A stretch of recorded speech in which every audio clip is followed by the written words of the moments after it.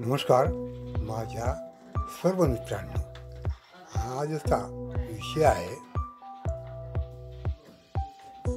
कामगारांना जे फार मोठ्या प्रमाणात वीज अपघात होत आहेत हे पाहून आमच्या मित्राचं काय मनस्थिती झाली आणि त्यांनी काय सुचवलं हे पहा. घटना आहे तानाजी भालवले वायरमन राहणार शेंडूर तालुका कागल यांचा ग्राहकाची तुटलेली सर्व्हिस वायर होताना सर्व्हिस वायरची GI वायर तार 11 kV लाईनला लागून विजेचा शॉक लागून मृत्यू. आता या ठिकाणी आमचे मित्र काय म्हणतात पहा. How many more innocent lives and families is our nation going to lose due to electrocution accidents. म्हणजे आमच्या मित्रांचं म्हणणं असं पडलं की अशा टाळता येणाऱ्या घटनांमध्ये असे किती इनोसंट जीव जातील आणि फॅमिली उघड्यावर पडतील आपल्या देशामध्ये.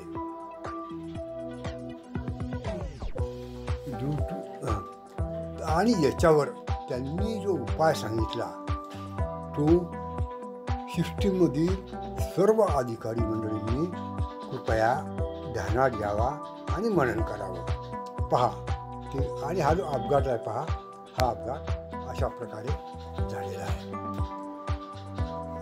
आणि आता यावर आमच्या मित्रांचं म्हणणं काय आहे.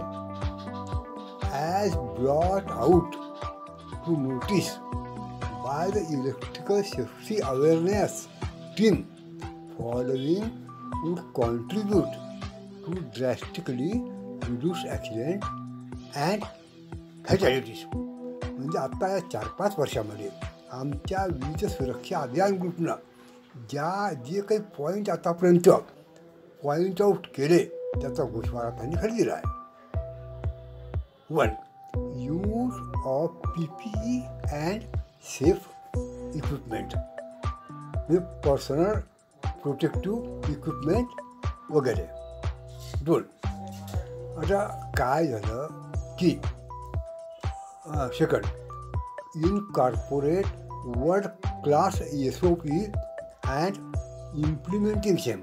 आमच्या मित्राचं म्हणणं काय आहे की जगामध्ये जे चांगल्या स्टँडर्ड ऑफ परफॉर्मन्सचे जे SOP असतील त्या मिळवा आणि त्या इम्प्लिमेंट करा. Strictly following standards and guidelines. आणि जे काही स्टँडर्ड्स आहेत या बाबतीतले सेफ्टीचे आणि ज्या काही गाईडलाईन्स आहेत त्या अगदी स्ट्रिक्टली फॉलो केल्या पाहिजे. डिसिप्लिन चांगली ठेवली पाहिजे. Training to all the electrical team members including engineers, awareness plus implementation skills हे सगळं शिकवायला पाहिजे. All our points are abundantly available across the globe.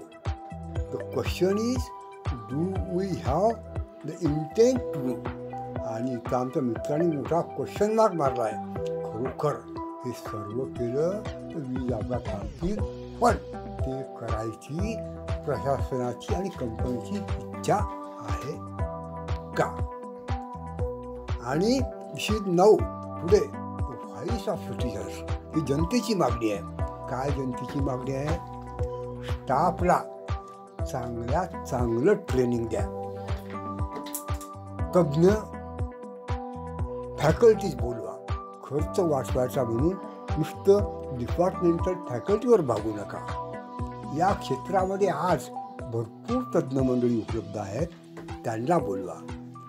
स्टाफला चांगली उच्च दर्जाची सेफ्टी इक्विपमेंट PPE द्या आणि ते सेफ्टी इन्स्ट्रक्शन सुरक्षा सूचना पाळतात का नाही याची खात्री करा. नसतील तर खात्याजवळ डिपार्टमेंटल ॲक्शनचं हत्यार असतेच. पण आज तसं होताना दिसत नाही. बोलण्यासारखं भरपूर आहे, पण आमच्या मित्रानं, आमच्या ग्रुप मेंबरनं हे जे मांडलं तेवढं जरी केलं तरी भरपूर आहेत.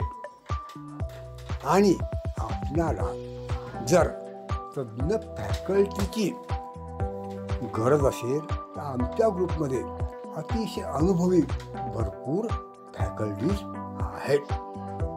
आणि जर आपणाला कुठल्या चांगल्या सेफ्टी डिव्हायसेस पाहिजे असेल तर त्यासुद्धा आपणास सांगता येतील. We are not marketing people, we are interested in the safety of the workers. कारण एक कामगार बनवायला भरपूर वेळ लागतो आणि खर्च येतो. आणि एक कामगार गेला तर देशाचं फार मोठं नुकसान होतं. भूतकाळात केलेला खर्च आणि भविष्यातील त्याची utility, we lose it. Apart from त्यांची जी फॅमिली वाऱ्यावर पडते ते सोडून.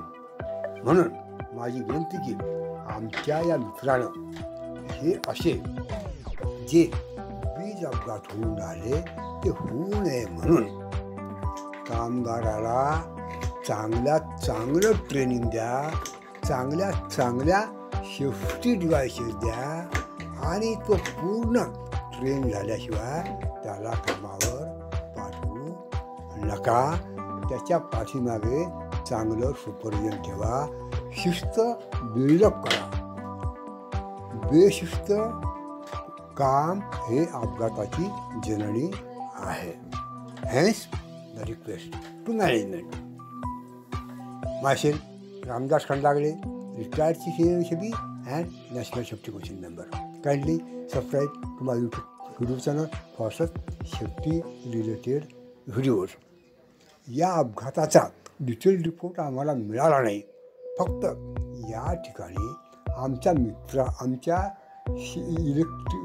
वीज सुरक्षा अभियानमधील मेंबरनं ज्या सूचना केल्या त्या व्हिडिओद्वारे मी मॅनेजमेंटसमोर, MSEB समोर, वीज वितरण कंपनीसमोर आणि गव्हर्नमेंटसमोर विचारार्थ मांडत आहे. विचार कोणता? चांगल्या सुरक्षा साधनं कामगाराला द्या, चांगलं ट्रेनिंग द्या. फॅकल्टी पाहिजे असेल तर आमच्या वीज सुरक्षा अभियानकडे भरपूर तज्ज्ञ फॅकल्टीज आहेत. थँक्यू. Kindly subscribe.